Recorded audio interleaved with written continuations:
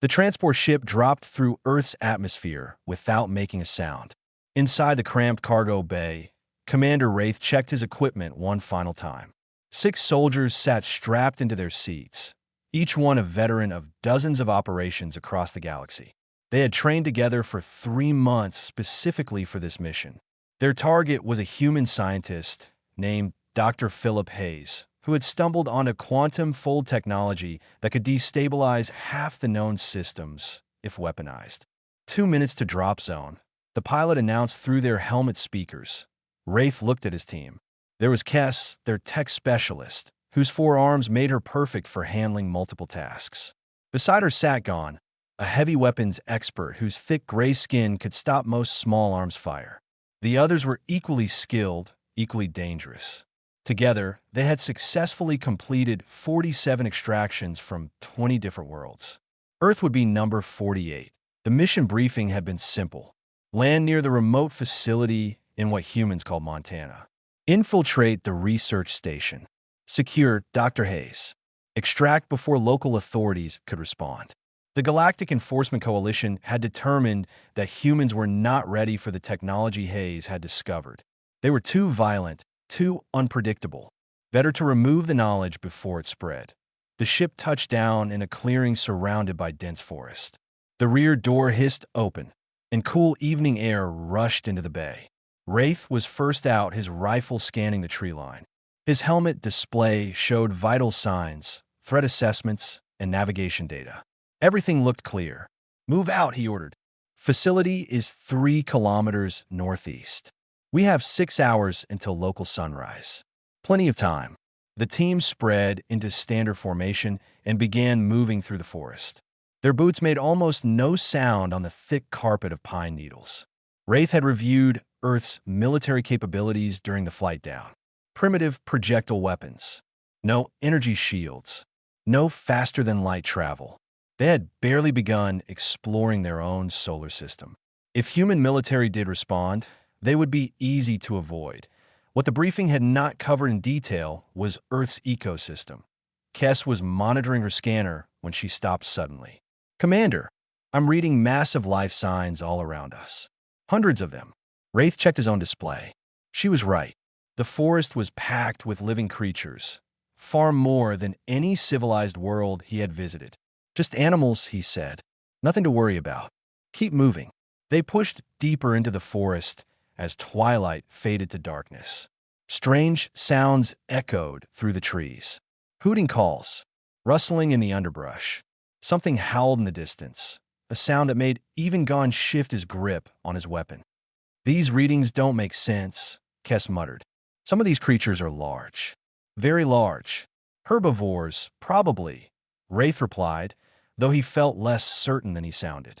On most worlds, large animals have been domesticated or driven to small preserves centuries ago. But Earth was different. Humanity had barely begun to tame their own planet.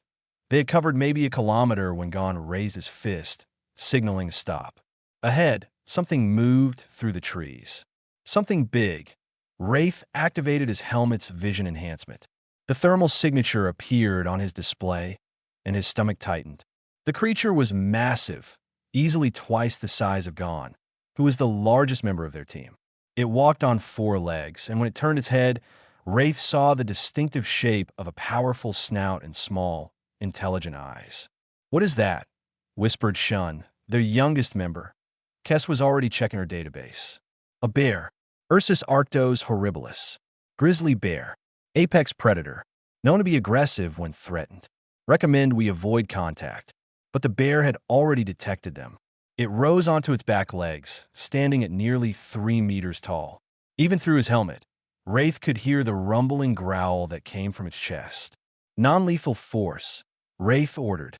"We don't want to alert anyone with weapons fire." Gon fired a stun pulse at the bear. The blue energy bolt hit the creature square in the chest. For a moment, nothing happened.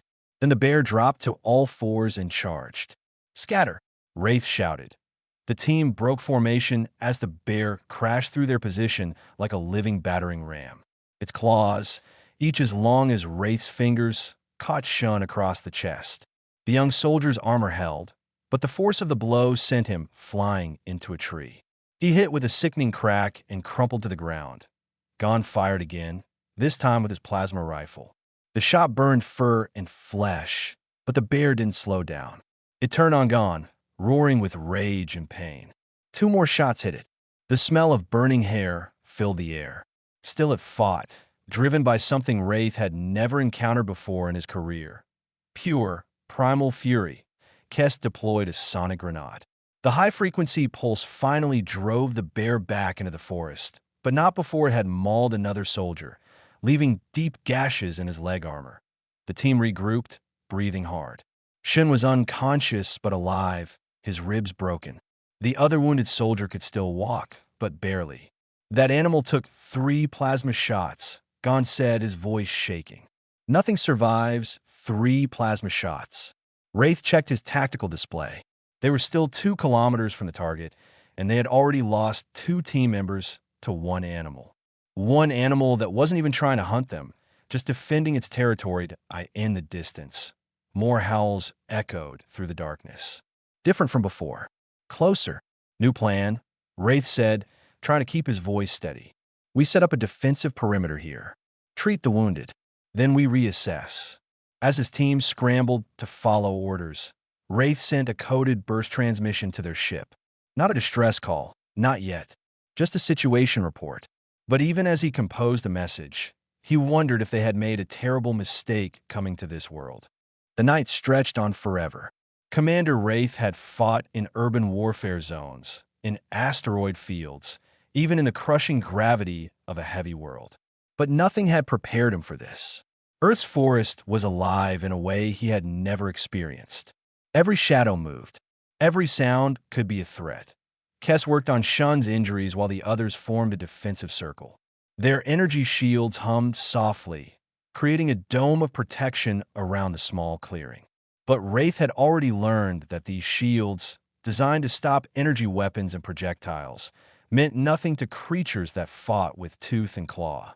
Perimeter breach, north side, Gon announced quietly. Wraith turned his helmet in that direction. 6 pairs of eyes glowed in the darkness beyond their position, reflecting the faint light from their equipment. The creatures moved like ghosts between the trees, circling, testing, looking for weakness. Wolves, Kess said without looking up from her medical work. Canis lupus. Pack hunters. Highly intelligent. They're studying us. Can we drive them off? Wraith asked. Unknown.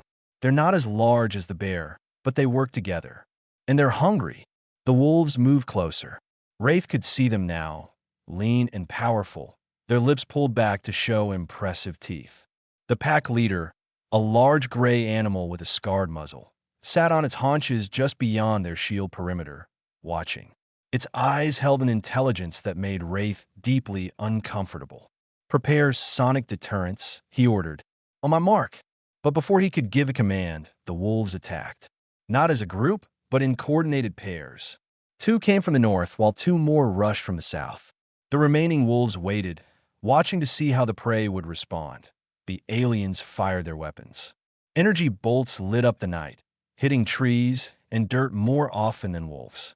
The creatures were too fast, too agile. They darted in and out of the defensive perimeter, testing the shield, learning its limits. 1 wolf managed to slip through before the shield reset itself, going straight for the wounded soldier's exposed leg. The soldier screamed as teeth clamped down on flesh. Gon smashed the wolf with his rifle, sending it yelping into the darkness. But the damage was done. The injured soldier now had a severe bite wound to add to his other injuries. Kess finally deployed the sonic deterrents. The high-frequency sound drove the wolves back, their sensitive ears unable to tolerate the painful noise. They retreated into the forest, but Wraith knew they hadn't gone far. He could still see those eyes in the darkness, still watching, still waiting. We can't stay here, Gon said. We're sitting targets. We can't move with 2 wounded, Wraith countered. Not through this terrain in the dark. Shun groaned as he regained consciousness. His first words were, "What kind of world is this?" A good question, Wraith thought. Every planet they had briefed on was tamed, civilized. Even the frontier colonies had cleared the dangerous predators from their settlements. But Earth was different. Humans lived alongside these monsters. Somehow, they had survived and even thrived on a world where death lurked behind every tree. The hours crawled by.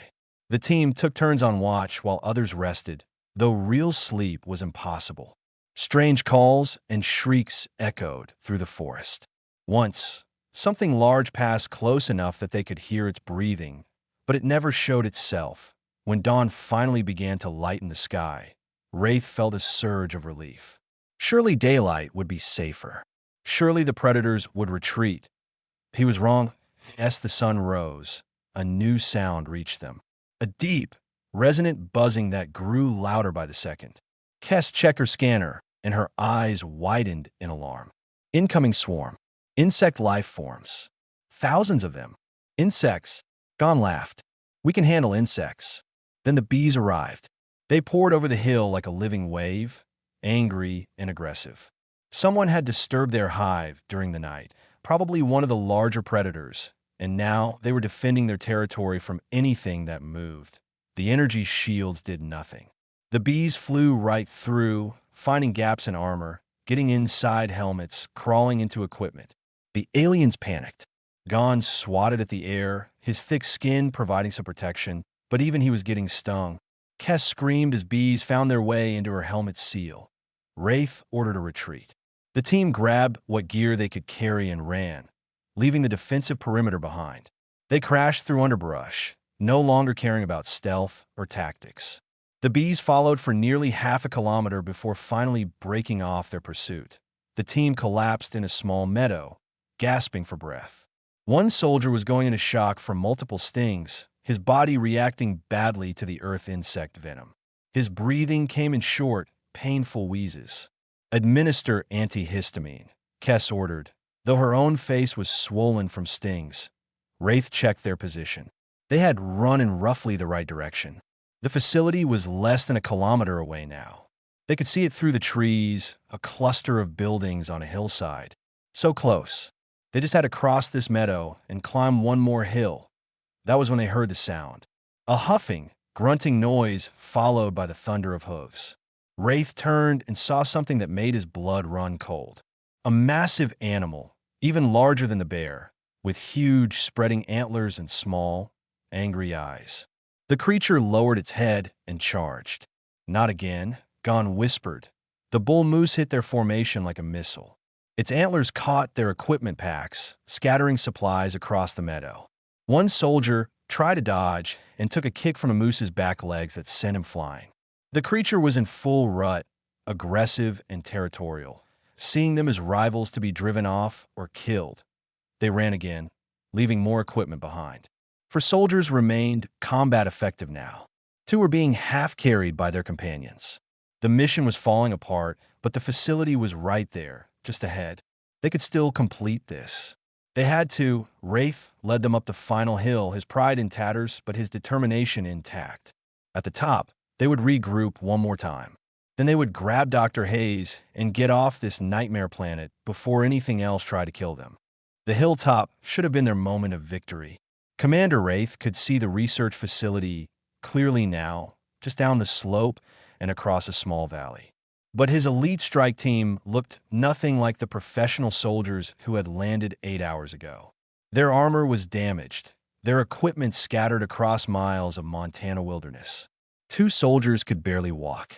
The rest were exhausted, stung, and questioning every decision that had led them to this hellish world. Final push, Wraith said, trying to sound confident. We get Hayes, we signal for extraction, and we're gone. Nobody responded with enthusiasm. They simply started down the slope, moving carefully through the morning mist. The forest had gone quiet around them, which somehow felt worse than all the noise. At least when animals were making sounds, you knew where they were. Halfway down the hill, Kess stopped abruptly. Commander, I'm picking up a new signal. Human. Small. Directly ahead. Military. Gon asked, raising his weapon. Negative. The signature is too small. Possibly a child. Wraith felt a surge of hope. A human child would be perfect. They could take the child as insurance, guarantee Hayes' cooperation. It wasn't part of the original plan, but the original plan had died somewhere around the grizzly bear. They moved forward more carefully now, weapons ready, but set to stun. Through the trees, they spotted a small clearing beside a creek. A human child sat on a fallen log, eating something from a small container. The child appeared to be female, perhaps 10 Earth years old, wearing bright clothing and a backpack. Beside her sat a small animal, maybe half a meter long, with gray and black fur. Easy capture, Gon said. The animal is tiny, probably harmless. Kess was checking her database again. Her face went pale. That's not a harmless animal. That's Malivera capensis. A honey badger. A badger. Gon snorted. I've never heard of it. They're rarely seen off Earth, Kess said slowly. But they have a reputation. They're listed as one of the most aggressive animals relative to their size in the known galaxy. They fight lions. They raid beehives. They're known for refusing to back down from anything, regardless of size. It's tiny, Gon repeated. We're armed soldiers. Wraith made his decision. We take the child. Carefully. Avoid harming the animal if possible. But if it interferes, neutralize it. The team spread out, surrounding the clearing. Wraith stepped forward, his translator activated. Human child, do not be afraid. We will not harm you if you cooperate. The girl looked up at him. She didn't scream or run. Instead, she tilted her head, studying the aliens with curiosity. Then she smiled. You're the ones who've been making all that noise. You scare the bears. Her voice was calm, completely unafraid. The small animal beside her stood up, and Wraith got his first good look at it. The honey badger was compact and muscular, with powerful shoulders and claws that looked far too large for its body. Its small eyes fixed on the aliens with an intensity that was almost disturbing. We require your cooperation, Wraith said. Come with us. No harm will come to you. The girl stood up slowly, and the honey badger moved to stand between her and the aliens. His name is Brutus, the girl said. I found him when he was hurt. I fixed him up. Now he lives with us. Very nice, Wraith said, though he was losing patience. Now, you will come with us. The girl's smile faded.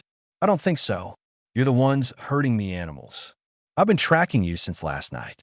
You shot the grizzly. You killed some coyotes. That wasn't very nice. Final warning, Wraith said, raising his weapon. Come quietly. The girl looked down at Brutus and said something in a language the translator didn't catch. Then she took a step backward. Brutus attacked.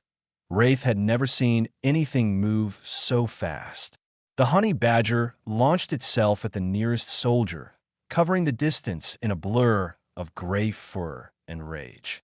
It hit the soldier's leg and climbed with shocking speed, its claws finding every gap in the armor.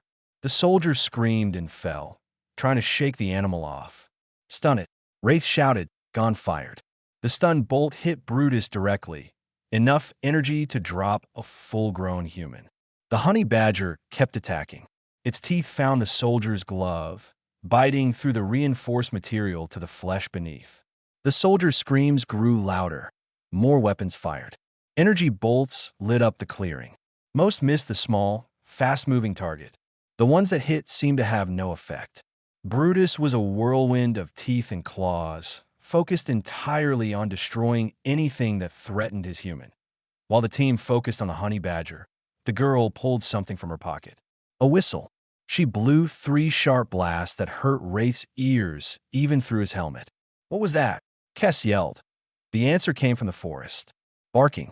Multiple dogs, large ones from the sound of it, and they were close. Wraith could also hear human voices, adults this time, calling out in response to the whistle. Abort, Wraith ordered. Fall back to the facility. But Brutus wasn't done. The honey badger had taken down one soldier completely and was now latched on Gon's arm. The big alien was trying to smash the creature against a tree, but Brutus's loose skin made him almost impossible to grip or hurt. When Gon finally threw him off, Brutus hit the ground, rolled, and immediately charged back into the fight.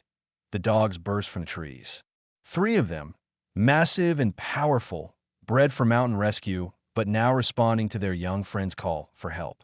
Behind them came humans, adults carrying primitive weapons, their faces set with determination. One of the wounded soldiers had regained his feet, only to be tackled by Brutus again.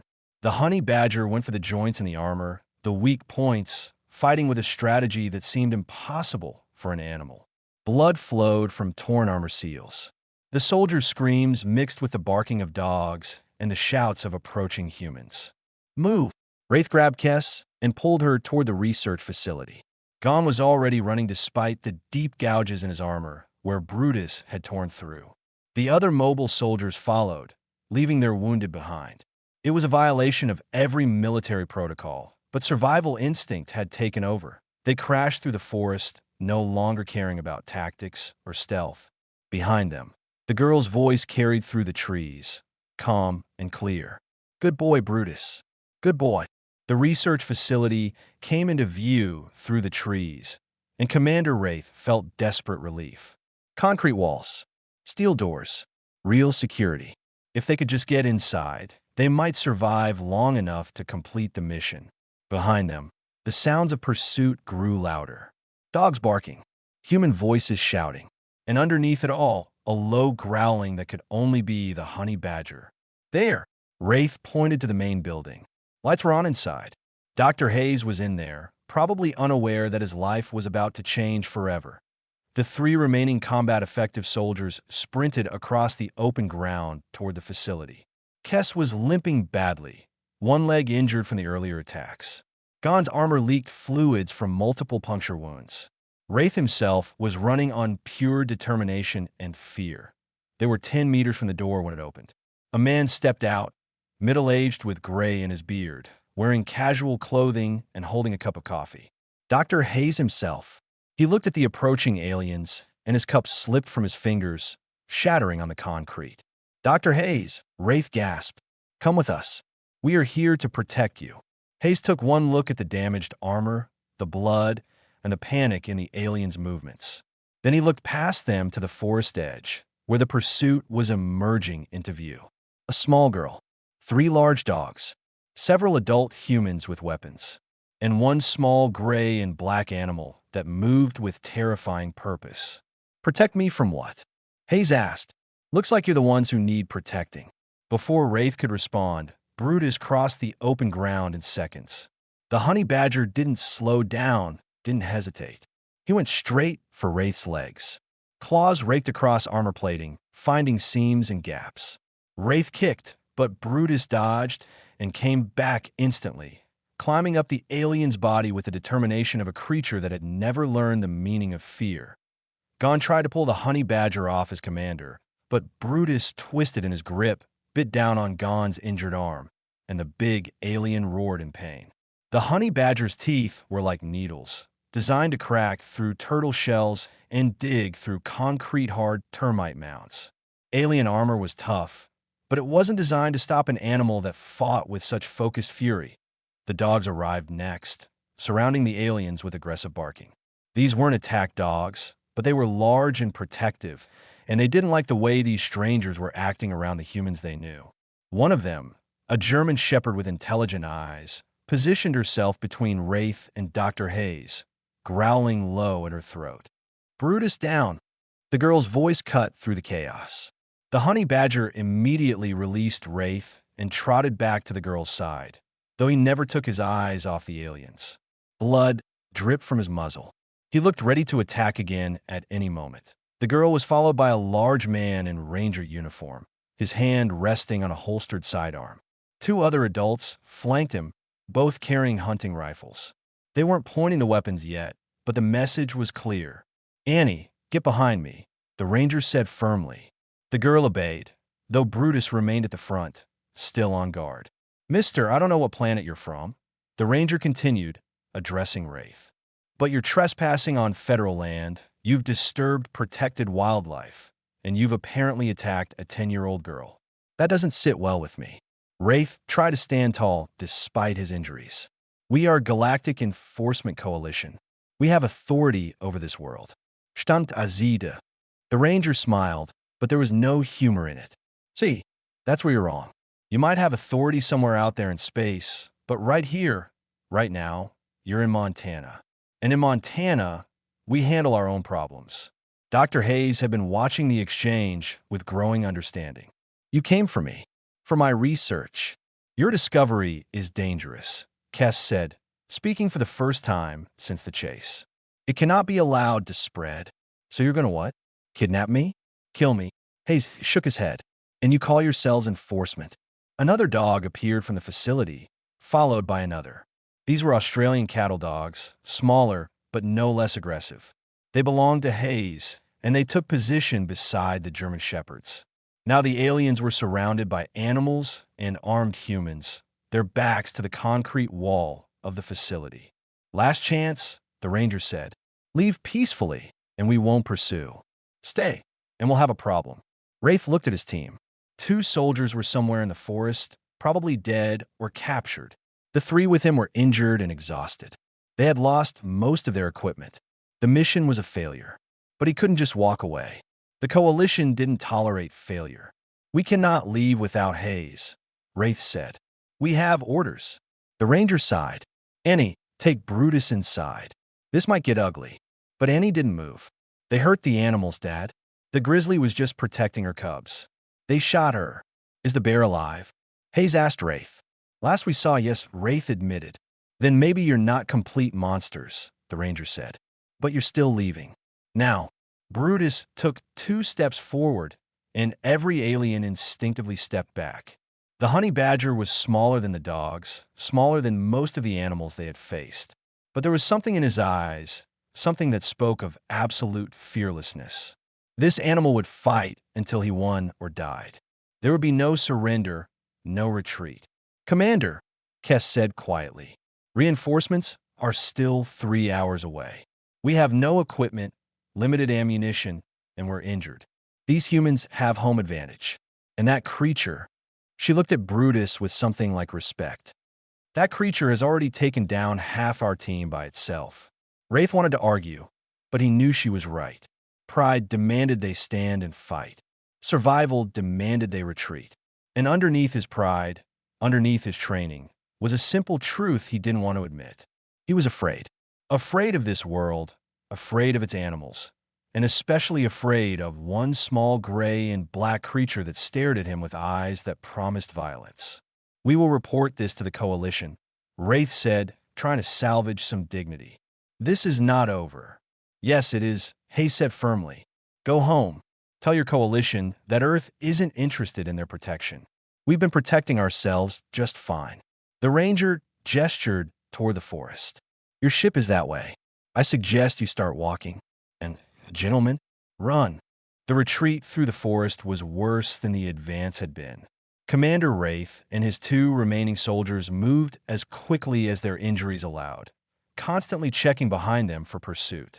The morning sun filtered through the trees, making the shadows dance and shift. Every movement could be another predator. Every sound could be death approaching.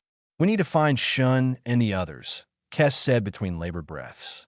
If they're alive, Gon replied grimly. They found the first wounded soldier near the meadow where the moose had attacked. He was conscious but couldn't walk, his leg bent at an unnatural angle. The humans had left him there, taking his weapons, but nothing else. A canteen of water sat beside him, along with a basic medical kit. It seemed the humans weren't interested in prisoners, just in making sure the aliens left. Can you move at all? Wraith asked. The soldier shook his head. Left leg is broken. Right ankle is sprained. Combat ineffective, commandé. They couldn't carry him, not with their own injuries. Wraith made the hardest decision of his career. We'll send a ship back for you. Stay here. Don't engage any wildlife. The soldier nodded, understanding. Being left behind was better than dying slowly while slowing down the others. At least here, in the open, the extraction ship could find him easily. They pushed on, following their own trail back toward the landing zone. The forest seemed even more hostile now. Birds called warnings as they passed. Small animals scattered away from them. And always, in the back of Wraith's mind, was the image of that honey badger. Those small, fearless eyes. Those terrible claws and teeth. Movement ahead, Gon said, his weapon coming up. But it wasn't a predator. It was Shun and another soldier, limping along together. Both were in bad shape, covered in cuts and bruises. Shun's ribs were wrapped in improvised bandages. The other soldier was missing part of his armor, torn away by what looked like large teeth. "Commander," Shun said with relief. "We thought you were dead." "The mission?" the other soldier asked. "Failed," Wraith admitted. "We're extracting all of us who can still walk." They regrouped and continued as a unit. 5 soldiers out of the original 6, all damaged, all defeated. The pride of the Galactic Enforcement Coalition, brought low by a backwater world and its native creatures, the forest decided they hadn't suffered enough. They were crossing a rocky stream when Kess spotted the tracks. Large paw prints in the mud, fresh ones, going in both directions across the water. "What now?" Gon asked tiredly. The answer came as a scream from above. A mountain lion dropped from an overhanging branch, landing on the rearmost soldier. The big cat was lean and hungry, and it saw the wounded aliens as easy prey. Its claws raked across armor as it tried to reach the soft flesh underneath. The team scattered, unable to fire without hitting their companion. The soldier fought desperately, trying to throw the lion off. His screams echoed through the forest, attracting more attention they didn't need. Gon finally got a clear shot and fired. The plasma bolt hit the mountain lion in the shoulder, and the creature yowled in pain. But like the grizzly before it, the lion didn't die easily. It released the soldier and turned on Gon, eyes wild with pain and fury. Gon fired again, and this time the shot was fatal. The lion collapsed, but the damage was done. The soldier it had attacked wasn't moving. Deep cuts covered his neck and chest. His breathing was shallow and rapid. Kess checked him quickly and shook her head.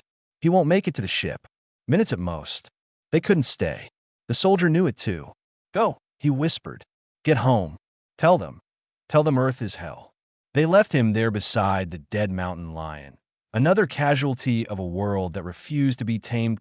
4 soldiers now. The landing zone was close, maybe another kilometer. They moved in silence, too tired and hurt to speak. Each of them was thinking the same thing. They had trained for combat against organized military forces. They had prepared for resistance from human soldiers with guns and vehicles. They had never imagined they would be defeated by animals, by creatures that fought on pure instinct and knew no fear. The ship came into view through the trees, and Wraith felt tears of relief sting his eyes. The transport ship sat exactly where they had left it, sleek and undamaged. Safety was just a few hundred meters away. "Double time," he ordered. "We're almost there." They emerged from the forest at a run, desperate to reach the ship before anything else could attack. The rear door was already opening, the pilot responding to Wraith's emergency signal. They were going to make it. They were going to survive. That was when the honey badger appeared. Brutus stepped out from behind a boulder near the ship, his gray and black fur unmistakable. The girl, Annie, was with him along with her father and the 3 big dogs. They had somehow circled around and gotten here first. "You can't be serious," Gon said in disbelief. Brutus charged. Not all of them, but specifically at Wraith. The honey badger had marked the commander as the leader, and leaders were always the prime target. Wraith fired his weapon, but his hand was shaking from exhaustion and fear. The shot went wide. Brutus kept coming. The collision knocked Wraith off his feet. Claws and teeth found the weakest points in his armor, the places already damaged from earlier attacks. Pain exploded through his body as Brutus toward his hand, the one holding the weapon. The rifle fell away, useless. "Brutus, that's enough." Annie's voice cut through the chaos. The honey badger released Wraith and trotted back to the girl, leaving the commander bleeding and broken on the ground. Annie looked at the aliens with a mixture of pity and disgust. "You should go now, before the wolves come back. They've been following you since last night." The ranger nodded toward the ship. "Get your people and leave. Don't come back." Kess and Shun dragged Wraith into the ship while Gon covered their retreat. The door slid shut behind them, and the engines roared to life.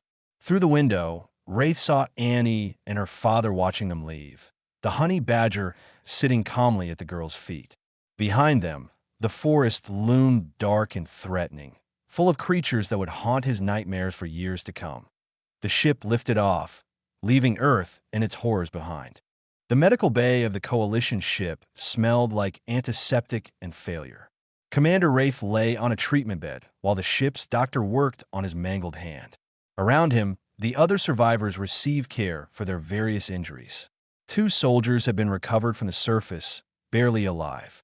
2 more were dead. The mission that was supposed to be simple had become a disaster.